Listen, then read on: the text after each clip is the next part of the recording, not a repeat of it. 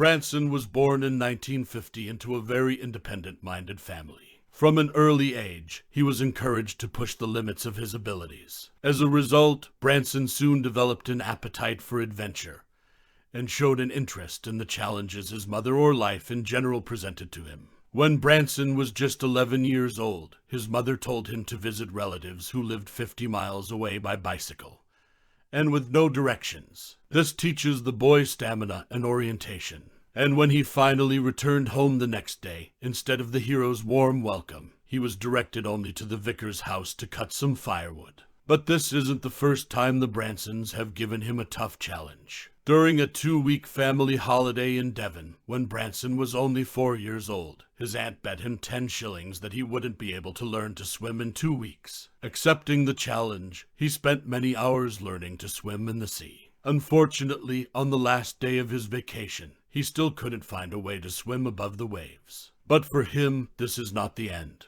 When he saw a river on his way home, he took the opportunity and told his father to stop the car. Stepping out of the car, he took off his clothes and ran to the riverbank. As soon as he reached the water's edge, he jumped down. Immediately he began to sink. However, gradually, by pedaling slowly and steadily, he was able to rise above the water. When he reached the middle of the stream, he saw his family clapping in approval, and his aunt waving a 10-shilling note. When Branson came out of the water, his father threw his arms around him and he was soaked too. Seeing his son duck his head into the water, he lost his temper and plunged into the water, diving close to the boy.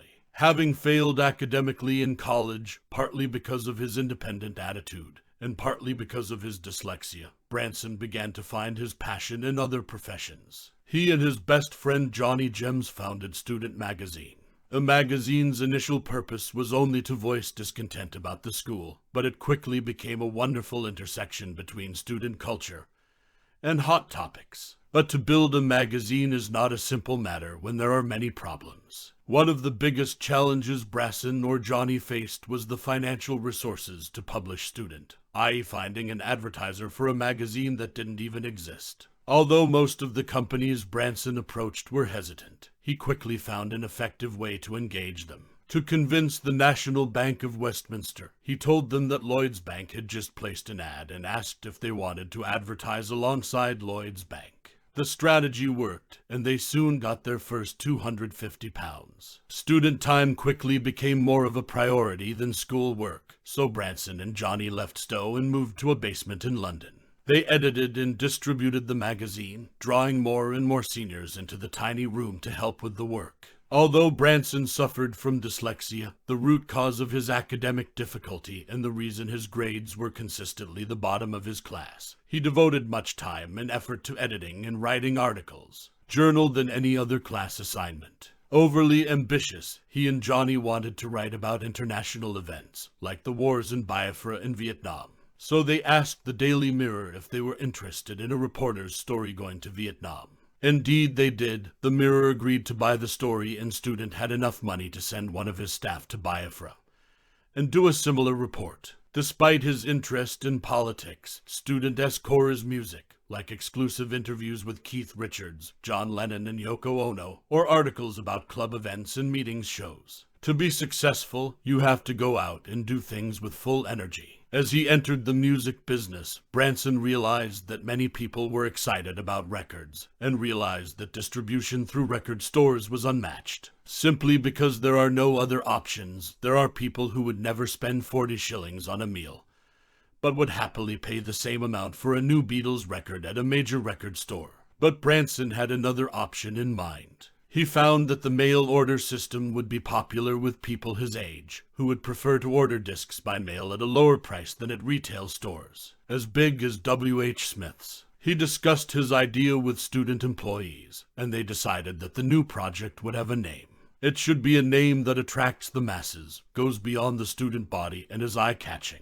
After looking at several names, one of the employees suggested Virgin, because they are all completely virgins in the business. And so the Virgin mail order was born. In the final issue of Student Magazine, Branson placed an ad for email ordering, and it brought in more offers and cash than they had ever seen. But the sweetest part of this venture is that the company gets the pre-order money, which means they have the capital to buy the discs. Therefore, they can balance their finances instead of waiting for the money to flow in. Branson brought his childhood friend and collaborator Nick up as accountants, and together they decided how they would buy the discs from scratch and ship them to customers. They decided that, by making arrangements with local record stores to import records directly from the record companies, the Virgin Group could sell the records at a cheaper price. During the 70 seconds, Virgin mail order was a huge success. But then a potential danger occurred. In January 1971, the post office went on strike, and that meant that Virgin customers could neither send money nor receive discs. In 1971, the major retail stores were dominated by a lighthearted trend, and no one seemed to have any interest in rock music. When the postal strike hit, Virgin was forced to build their own record store. They wanted to expand on what they had built with Student, a place where customers were not only encouraged to buy a plate and leave, but where they were welcomed and could exchange views on relationships. His mind, realizing that the shoe store on Oxford Street had a staircase leading to an empty floor, Virgin contracted the owner to place their store there.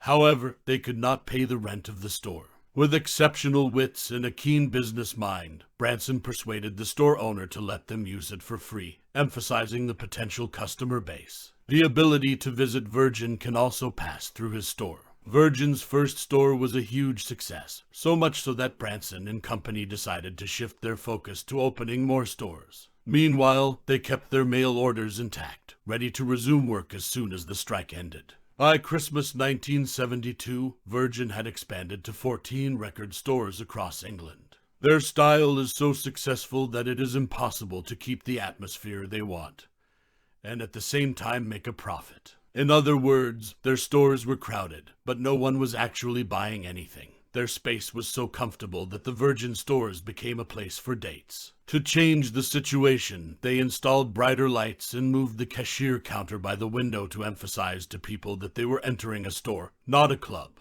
The strategy worked. After just 2 months, sales rebounded.